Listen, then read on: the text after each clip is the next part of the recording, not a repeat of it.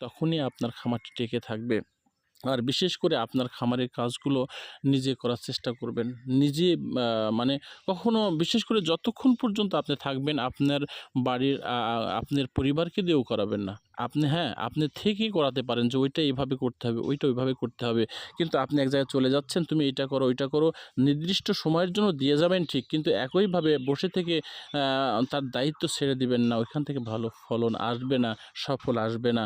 সফল তখনই আপনাকে নিয়ে আসতে হবে বা আসবে যখন নিজে হাতে সব কিছু করবেন। আর নিজে হাতে যখন সব কিছু করবেন তো এই জিনিসের উপর আপনার গুরুত্ব চলে আসবে। দেখবেন একটা জিনিস আপনি খুব কষ্ট করে মেহনত করে উপার্জন করেছেন, ওই জিনিসটার উপর যতটুকু মায়া মহব্বত আপনার জাগবে, থাকবে, ঠিক হঠাৎ করে একটা জিনিস পেয়ে গেছেন ওই সমতায়, কারণ ওই জিনিসটা আপনি সহজে পেয়ে গেছেন, বিনে পরিশ্রমে পেয়ে গেছেন। এজন্য পরিশ্রম করা জিনিস একটা বিষয়, পরিশ্রম না করা বিষয় আরেকটা বিষয়। বিধায় খামারের দিকে নিজে যত্ন পরিশ্রম বাড়িয়ে দিন, ওই জিনিসের প্রতি আপনার মহব্বত গুরুত্ব চলে আসবে। ভালো থাকবেন। আসসালামু আলাইকুম।